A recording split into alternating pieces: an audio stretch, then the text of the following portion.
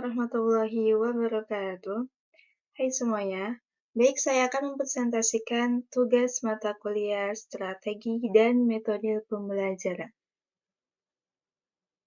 Izin memperkenalkan diri, nama saya Ernawati, NIM 20200-141, semester 7 reguler 3, dengan mata kuliah metode dan strategi pembelajaran yang diampu oleh Bapak Humedi MPDI.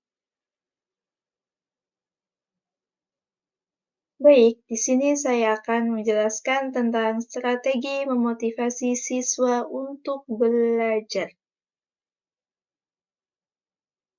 Latar belakang pendidikan adalah usaha sadar untuk menumbuhkan, kembangkan potensi sumber daya manusia melalui kegiatan pengajaran.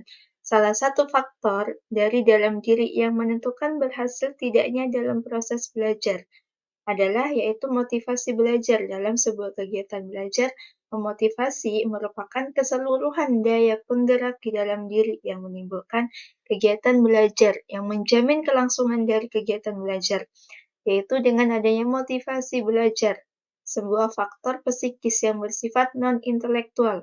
Seseorang yang mempunyai inteligensi yang cukup tinggi bisa gagal karena kurang adanya motivasi dalam belajar. Itu di dalam latar belakang. Pengertian motivasi belajar yaitu motivasi belajar adalah dorongan mental yang menggerakkan dan mengarahkan perilaku manusia ke dalam bentuk aktivitas nyata untuk memperoleh suatu perubahan tingkah laku sebagai hasil dari pengalaman individu dan interaksi dengan lingkungan yang menyangkut kognitif, afektif, dan psikomotorik. Itu pengertian motivasi belajar. Motivasi belajar penting juga bagi siswa dan pendidik.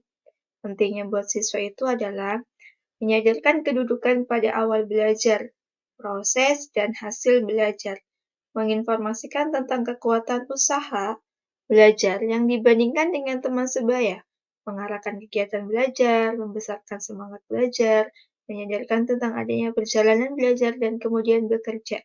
Siswa juga dilatih untuk menggunakan kekuatannya sehingga dapat berhasil. Selanjutnya yaitu sifat-sifat motivasi. Di sini ada 2 sifat motivasi.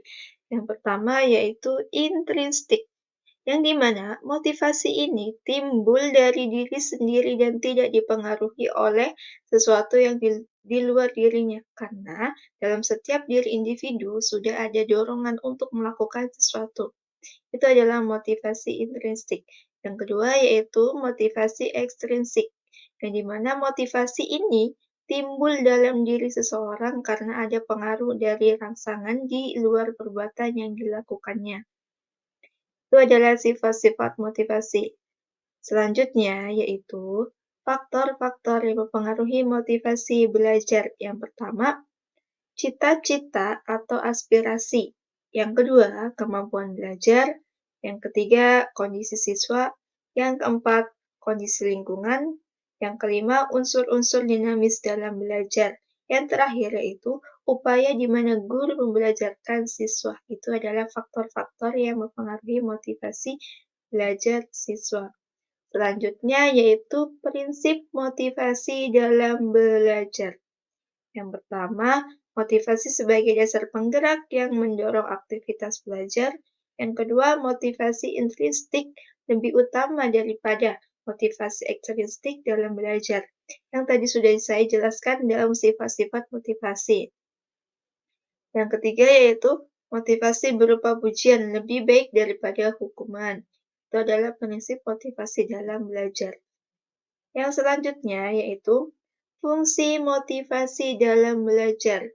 Yang pertama, motivasi itu sebagai pendorong perbuatan, pendorong, penggerak, dan pengarah dari perbuatan tersebut. Itu adalah fungsi motivasi dalam belajar.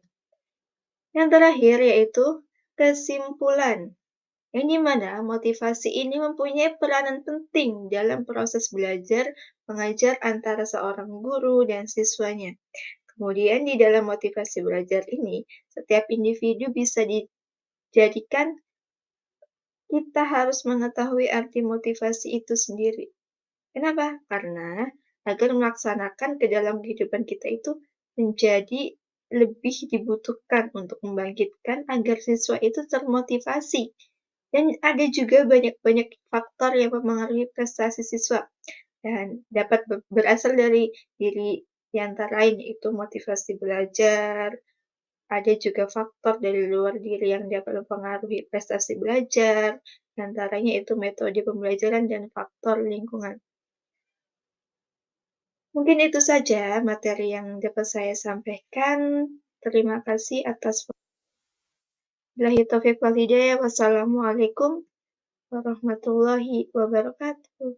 See you next time.